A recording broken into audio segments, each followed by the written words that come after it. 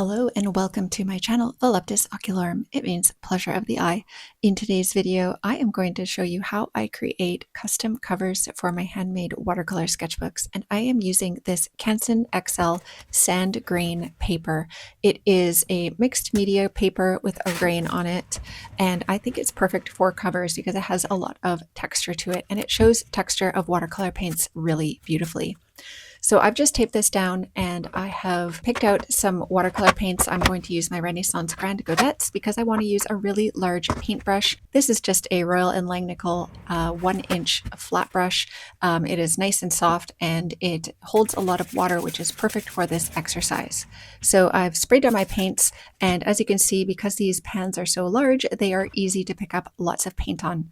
And now I'm literally just picking some colors that I want and dragging them across the page in a variety of shapes, mostly rounded and sort of curvilinear.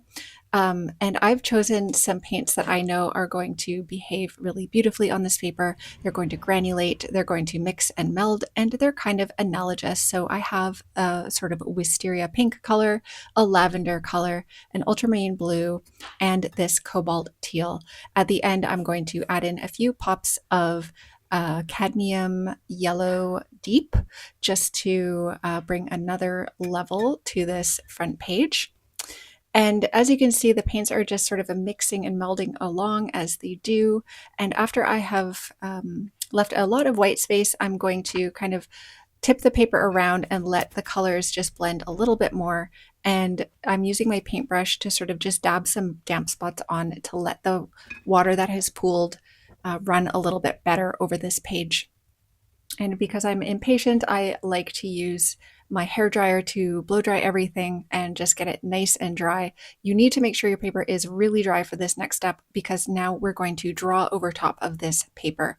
And I am using a twin tip Sharpie, the fat end, and also some Posca markers.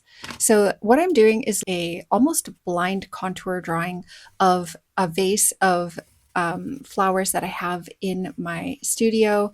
This is a vase of fake flowers. They're just faux synthetic flowers, but I love having them in my window.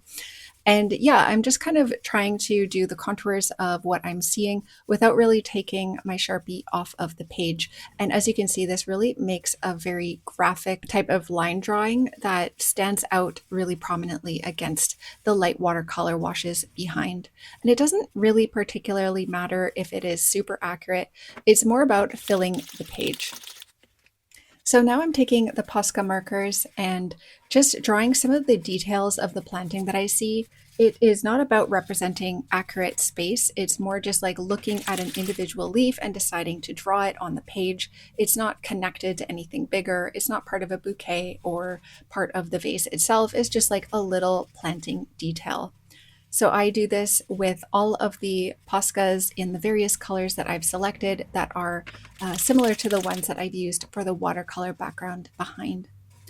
And I love doing little studies like this with lines. It really helps you loosen up. I mean, you could do these types of exercises forever if you're lost for what to do.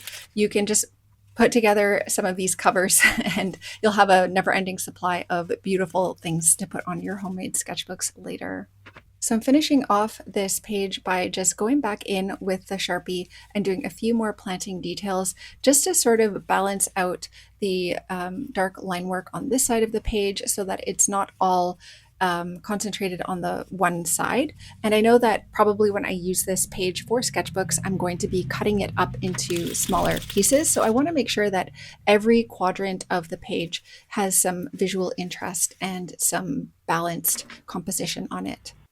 So let's take a look a little more closely. You can really see the granulation of the Renaissance watercolor paints showing through here. I think these paints are absolutely stunning, but you could use basically any type of watercolor paint. It really doesn't matter.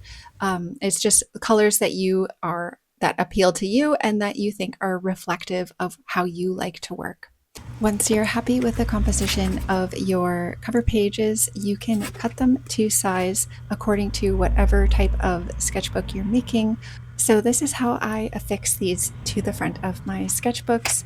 After I've placed the hardcover onto the sketchbooks, which is optional, you don't necessarily need that, I just use some book glue to create a pattern and just sort of spread it around, particularly focused on the edges to make sure that the paper is going to stick really well and not curl up at the edges. And then I just do a little bit of glue going back and forth across the middle just to sort of stick it down.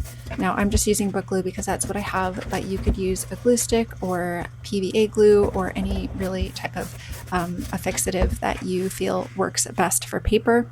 And then I'm just pressing down really hard along the edges to sort of make sure that everything is nice and flat. And after I have put the paper covers onto these sketchbooks, I'm going to put them underneath some heavy books and let them sit for about an hour.